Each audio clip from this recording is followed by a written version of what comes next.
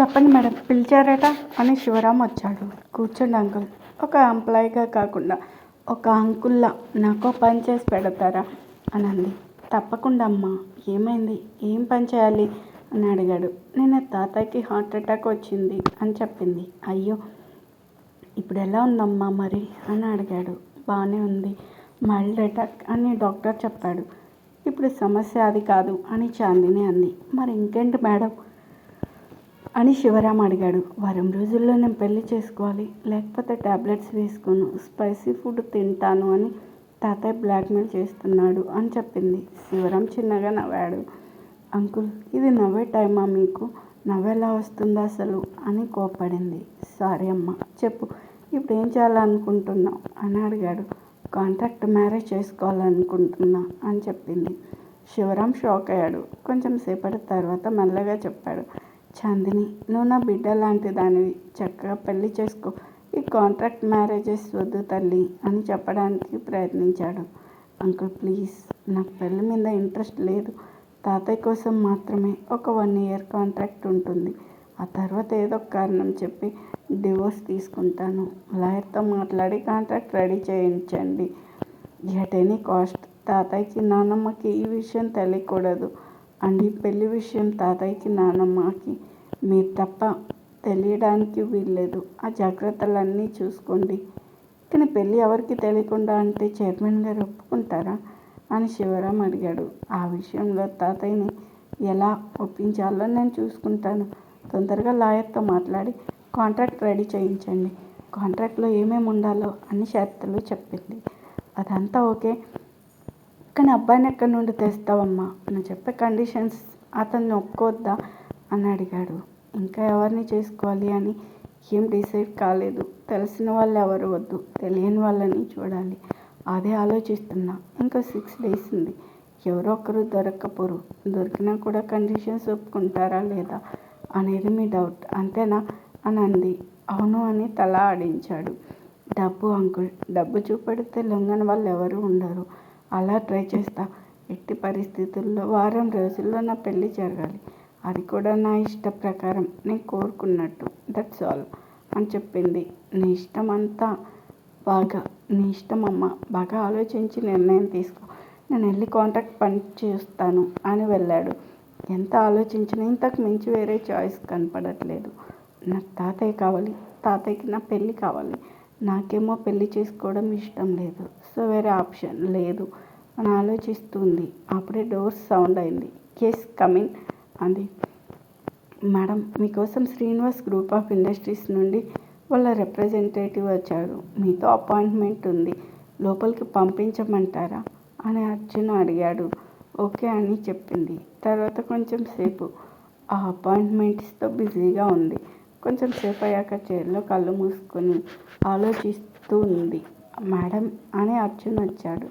ఏంటి అని అడిగింది. చాలా టైర్డ్గా ఉన్నారు. ఏదైనా ప్రాబ్లమా అని అడిగాడు. నీకు చెప్పిన పని మాత్రమే చేయి అర్జున్.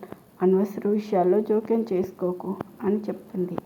అది కాదు మేడం, మీకు రాని ఐడియా నాకు వస్తుందేమో. అడగండి. ఏ పుట్టలో ఏ పాము ఉందో కదా అని అన్నాడు. చాందిని కళ్ళు తెరిచి అర్జున్ని చూసింది. కూర్చో అని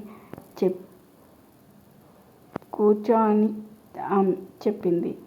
తన పక్కన కూర్చుని థ్యాంక్స్ మేడం, అప్పటి నుండి కాళ్ళు లాగుతున్నాయి, కూర్చోమని చెప్తారా లేదా అని అలా చూస్తూ ఉన్నా అని అన్నాడు. అసలు నువ్వు ఏం చదివావు అని అడిగింది. నా క్వాలిఫికేషన్స్ చూసి నాకు జాబ్ రాలేదు. జాబ్ ఇచ్చారు కదా అని అడిగారు. చాలా టైర్డ్గా ఉన్నారు. ఏదైనా ప్రాబ్లమా అని అడిగాడు. నీకు చెప్పిన పని మాత్రమే చేయి అర్జున్. అనవసర విషయాల్లో జోక్యం చేసుకోకు అని చెప్పింది. అది కాదు మేడం, మీకు రాని ఐడియా నాకు వస్తుందేమో. అడగండి. ఏ పుట్టలో ఏ పాముందో కదా అని అన్నాడు. చాందిని కళ్ళు తెరిచి అర్జున్ని చూసింది. కూర్చో అని చెప్పింది. కూర్చుని థ్యాంక్స్ మేడం, అప్పటి నుండి కాళ్ళు లాగుతూ ఉన్నాయి, కూర్చోమని చెప్తారా లేదా అని చూస్తున్నా అని అన్నాడు. అసలు నువ్వు ఏం చదివావు అని అడిగింది. నా క్వాలిఫికేషన్స్ చూసి నాకు ఈ జాబ్ ఇచ్చారు కదా అని అన్నాడు. నేను చూస్తే జస్ట్ MBA 60 మార్క్స్తో పాస్ అయిన వాడిలా అస్సలు లేవు. అందుకే నాకు డౌట్ వస్తుంది. అదేంటో మేడం, అందరూ అలానే అంటారు. అందుకే ఎవరు పిఏ పోస్ట్ ఇవ్వలేదు. మ్యానుఫ్యాక్చర్ డిఫాల్ట్ మేడం, ఏం చేయలేం. నేను ఇంత హ్యాండ్సమ్గా తెలివిగా ఉంటే ఎవరైనా ఏం చేస్తారు చెప్పండి. ఎందుకు ఎవరు నీకు జాబ్లో పెట్టుకోలేదో నాకు ఇప్పుడు అర్థమైంది అనంది చాందిని. ఎందుకు మేడం అని కొంచెం ముందుకు వచ్చి అడిగాడు. నీ గురించి నువ్వు గొప్పలు బాగా చెప్పుకుంటావుగా అందుకు అని చెప్పింది. అదేంటి మేడం, ఎవరి గురించి వాళ్ళు చెప్పుకోకపోతే ఎదుటి వాళ్ళకు ఎలా తెలుస్తుంది మనం ఎంత గొప్ప వాళ్ళమో అని అన్నాడు. నిజంగా నీకు తెలివి ఉంటే ఒక ప్రాబ్లమ్ని సాల్వ్ చేయి అని అంది. చెప్పండి మేడం, ఖచ్చితంగా చేస్తా అని అన్నాడు. నా ఫ్రెండ్ ఒక అమ్మాయి కాంట్రాక్ట్ మ్యారేజ్ చేసుకోవాలనుకుంటుంది. కానీ ఎలా అప్రోచ్ అవ్వాలి, ఎవరిని అడగాలి, ముందుకు స్టెప్ ఎలా వేయాలి తెలియట్లేదు. తెలిసిన వాళ్ళు ఎవరు తనకు వద్దు, తెలియని వాళ్ళు కావాలి. ఇది ప్రాబ్లం. నీ సజెషన్ చెప్పు ఏంటో అని అడిగింది. కొంచెం సేపు ఆలోచించాడు. ఓకే మేడం, ఇలా చేయొచ్చు అని ఒక ప్లాన్ చెప్పాడు. కాంట్రాక్ట్ మ్యారేజ్ అయినా కూడా ఎవరేంటో తెలుసుకోకుండా మ్యారేజ్ చేసుకోవడం కరెక్ట్ కాదు. సో ఫస్ట్ వాళ్ళ క్యారెక్టర్ ఏంటో తెలుసుకోవాలి అని చెప్పాడు. అది ఎలా? అసలు ఎవరి క్యారెక్టర్ అయినా ఎలా తెలుసుకుంటాం? వాళ్ళు నిజాలు ఎందుకు చెప్తారు అని చాందిని అడిగింది. అందుకే వాళ్ళకి తెలియకుండా తెలుసుకోవాలి. ఒక యాడ్ ఇవ్వండి, బాగా డబ్బున్న వాళ్ళకి కేర్ టేకర్ కావాలి అని. ఖచ్చితంగా చాలామంది వస్తారు. వచ్చిన తర్వాత ఆ డబ్బున్న తను ముసలివాడు కూర్చున్న దగ్గర నుండి లేవలేడు, అన్ని పనులు చేయాలి అని చెప్పండి. శాలరీ కూడా చాలా తక్కువ అని చెప్పండి. ఎంతమంది చేస్తామని ముందుకు వస్తారో చూడండి. ముందుకు వస్తే అప్పుడు నెక్స్ట్ స్టెప్ ఇంటర్వ్యూ చేయొచ్చు. అన్ని లెవెల్స్లో సెలెక్ట్ అయితేనే అసలు మ్యాటర్ లాస్ట్లో చెప్పాలి అని అన్నాడు. నెక్స్ట్ లెవెల్స్ ఏంటి మరి అని అడిగింది. ఫస్ట్ లెవెల్లో సెలెక్ట్ అవ్వనివ్వండి మేడం, ఆ తర్వాత నెక్స్ట్ లెవెల్స్ ఆలోచించవచ్చు. కానీ 1 year కాంట్రాక్ట్కి ఇంత అవసరం అంటావా అని అడిగింది. ఏంటి మేడం అలా అంటారు? 1 year కాంట్రాక్ట్ అయినా కూడా పెళ్ళి రిజిస్టర్ అయితే చేయిస్తారు కదా అని అడిగాడు. చేయిస్తారు అని చెప్పింది. మరి కాంట్రాక్ట్ అయినా కూడా లీగల్గా వాళ్ళు 1 year భార్యాభర్తలు. అలాంటప్పుడు ఏం తెలుసుకోకుండా ఎలా చేసుకుంటారు మేడం? వచ్చినోడు షాడిస్ట్ రేపిస్ట్ అయితే డబ్బు తీసుకున్నట్లుండాడే పారిపోతే అని అర్జున్ అన్నాడు. చాందిని అర్జున్ అలాగే చూస్తుంది. దేవుడా, అమ్మాయి అయ్యుండి నాకే ఇన్ని అనుమానాలు రాలేదు, అసలు ఇంత ఆలోచించలేదు. అర్జున్ చెప్పింది నిజమే. ఏం తెలుసుకోకుండా కాంట్రాక్ట్ మ్యారేజ్ చేసుకోవడం కరెక్ట్ కాదు. అసలే తాతయ్య ఆరోగ్యం కూడా బాగాలేదు. ఆ వచ్చేవాడు వల్ల ఏమైనా చేస్తే అమ్మో, ఆలోచించడానికే భయంగా ఉంది. మొత్తానికి మంచి ప్లాన్ ఇచ్చాడు అని మనసులోనే అనుకుంది. బయటకు మాత్రం ఓకే నువ్వు వెళ్ళు, ఇక నాకు పని ఉంది అని చెప్పింది. ఓకే మేడం అని లేచి, నా ఐడియా ఎలా ఉంది మేడం అని అడిగాడు. చాందిని ఒక్క చూపు చూసింది. ఓ చెప్పరన్నమాట. అన్యాయం మేడం, ఐడియా తీసుకుని ఎలా ఉందో కూడా చెప్పరా? న్యాయానికి రోజులు లేవు మేడం అని డ్రామాటిక్గా అనుకుంటూ బయటకు వెళ్తుంటే నైస్ ఐడియా, థ్యాంక్స్ అని చెప్పింది. వెంటనే వెనక్కి వచ్చి టేబుల్ పై నుండి వంగి చాందిని ఫేస్ దగ్గరికి వచ్చి, నాకు తెలుసు మేడం మీకు నచ్చుతుందని అని అన్నాడు.